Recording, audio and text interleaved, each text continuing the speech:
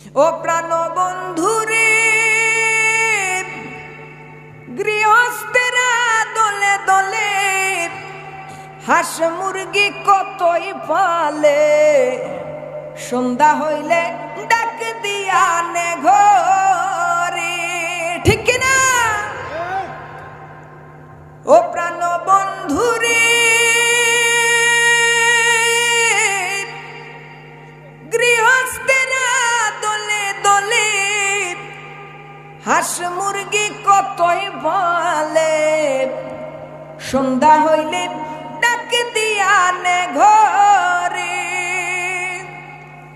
যারে যত পালিত ছিল সকলের তো ঘরে নিল, যারে যত পালিত ছিল সকলের তো ঘরে নিল। অন্ধকারে আমি রইলাম পড়ে প্রাণ দয়ালে রে, সন্ধ্যা হইল ডাক দিলে না মুরে। ওই দেখো বেলা ডুবে যায়, সূর্যি মামা ডুবে যায়, সেই সন্ধ্যা দিয়া কি বুঝানো হয়েছে? তোমার হায়াতটা চলে যাইতেছে, তুমি তো হেলায় হেলায় রয়ে গেলা। কবি ইশারা করতেছেন, গৃহস্থেরা দলে দলে হাঁস মুরগি কতই পালে, সন্ধ্যা হইলে ডাক দিয়া নে ঘরে। তুমি কি দেখাও না? গৃহস্থেরা যে হাঁস মুরগি পালে সন্ধ্যা হইলে তো ঠিকই তাদের ঘরে নিয়ে যায়। যেদিন তোমার হায়াতের জিন্দেগি চলে যাবে, যেদিন তোমার হায়াতের বেলা চলে যাবে, সেই দিন তোমাকেও কবরে চলে যাইতে হবে। মা বাদু ফাআউযু বিল্লাহি মিনাশ শাইতানির রাজীম। বিসমিল্লাহির রহমানির রহিম।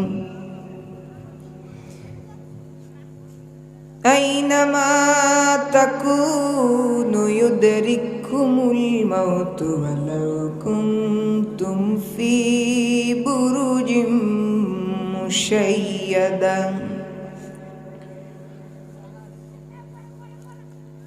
وقال تعالى منها خلقناكم وفيها نعيدكم ومنها نخرجكم تارة أخرى. قال الله تعالى عز وجل إن الله وملائكته يصلون على النبي يا أيها الذين آمنوا صلوا عليه وسلموا تسليما. محبت पढ़ी اللهم صل مولانا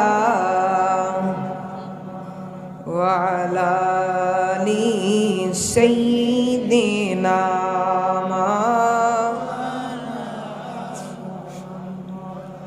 কি বাড়লে মাছে আমার, কি বাগে আনাছে নবী গো, কোন ভাবে প্রশংসা করব জানা নাহি আছে।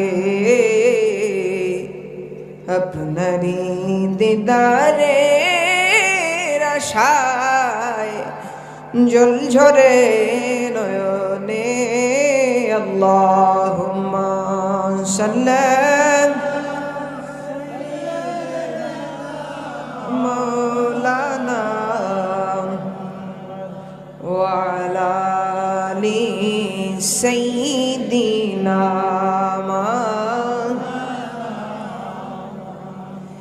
मेरे आका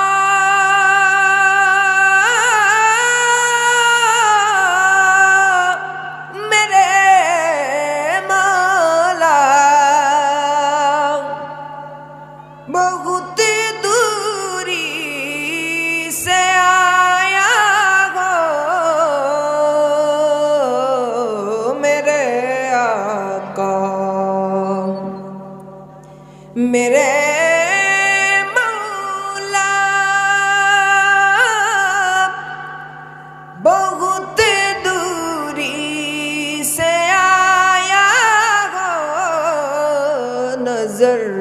मुझ पर करम का हो,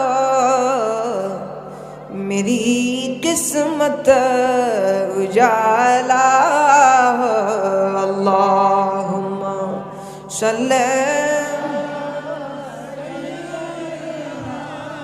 मौलाना व अला आलि सय्यिदिना। আমি যাব মদিনা, আমি দেখব মদিনা, আমি যাব মদিনা, আমি দেখব মদিনা। আমরা মদিনা দেখতে চাই কে চাই না? আমি যাব মদিনা, আমি দেখব মদিনা। মহব্বতে আমি যাব মদিনা, আমি দেখব। আমার মনেরই কথা গিয়ে বলবো তাহাতে, মন ভরে যে ঘুরব সালাম দেব রোজাতে। আল্লাহু আকবার। আমার মনেরই কথা গিয়ে বলবো তাহাতে, মন ভরে যে ঘুরব সালাম দেব রোজাতে। অলি গলি দেখবো আমি, অলি গলি দেখবো আমি, হইব দিওয়ানা। আমি যাব মদিনা, দেখব মদিনা, আমি যাব মদিনা। যেথায় গম্বুদে খাদরা দেখলে চক্ষু শীতল হয়, তাতে তাকায়া থাকলে গুনাহ ঝরে পড়ে যায়। যেথায় গম্বুদে খাদরা দেখলে চক্ষু শীতল হয়, তাতে তাকায়া থাকলে গুনাহ ঝরে পড়ে যায়। সরাসরি দেখব তাহা, সরাসরি দেখব তাহা, কতই ভাষণায়। আমি যাব মদিনা, মারহাবা আওয়াজ করে। আমি যাব মদিনা, আমি আমার মনেরই কথা গিয়ে বলবো তাহাতে, মন ভরে যে ঘুরিব সালাম দেব রোজাতে। আমার মনেরই কথা গিয়ে বলবো তাহাতে, মন ভরে যে ঘুরিব সালাম দেব রোজাতে। অলি গলি দেখব আমি, হইব দিওয়ানা। আমি যাব মদিনা, দেখব মদিনা, আমি যাব মদিনা, দিনা, আমি যাব মদিনা, আমি দেখব মদিনা। যেথায় রহমতের রহমত, সেথায় রিয়াজুল জান্নাত।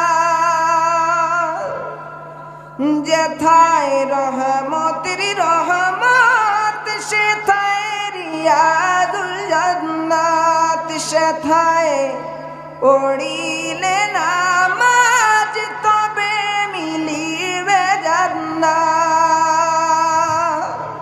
কদম পাকে দাঁড়ায় বলবো যাতনা। আমি যাব মদিনা, আমি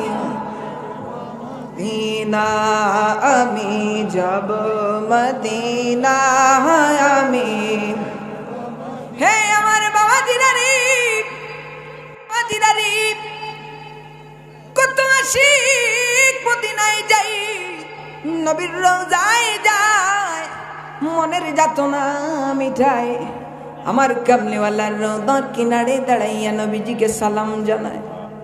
ওরে মদিনা যেতে পারি নাই, ওরে মদিনা দেখতে পারি নাই, জালি মুবারক দেখতে পারি নাই, ওরে রিয়াজুল জান্নাত যে জায়গার দাম আল্লাহ রাব্বুল আলামিন এত বাড়িয়ে দিয়েছে, পৃথিবীর জমিনে সবচেয়ে দামি জায়গায় সেই রিয়াজুল জান্নাত কি বানিয়ে দিয়েছে।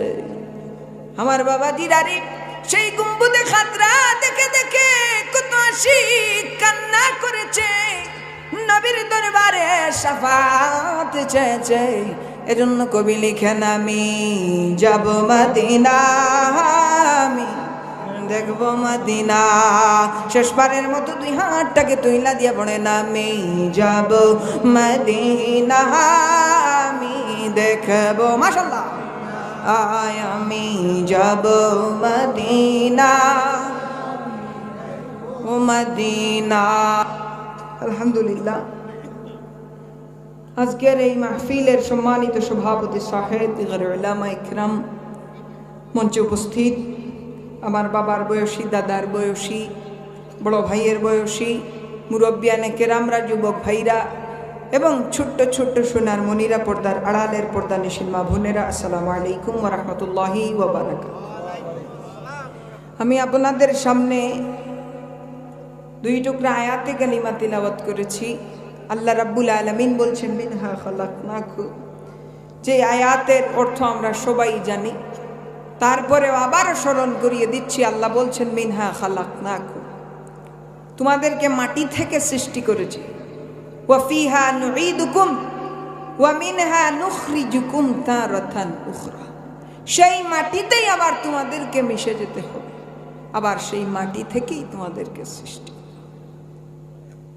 আমার সংক্ষিপ্ত সময়ের বক্তব্যে একটি কথাই থাকবে, পৃথিবীতে চলার পথে, দুনিয়ার হায়াতের জিন্দেগিতে যার অন্তরের মধ্যে মৌতের কথা স্মরণ থাকবে, যার অন্তরের মধ্যে মৌতের কথা চিন্তা হবে, যে সব সময় মৌতের কথা চিন্তা করবে, ওই মানুষটাই সফল হয়ে যাবে। পড়ে সুবহানাল্লাহ। কারণ মানুষ হায়াতের জিন্দেগিতে যদি দুইটা আমল করতে পারে, দুইটা কাজ করতে পারে, দুইটা রাস্তায় চলতে পারে, নবীর মহব্বত আর মৃত্যুকে স্মরণ করতে পারে, তাহলে ওই মানুষটা সফল হয়ে যাবে। কেমনে সফল হবে? নবীর মহব্বতে তার দাম আল্লাহ বাড়িয়ে দিবেন।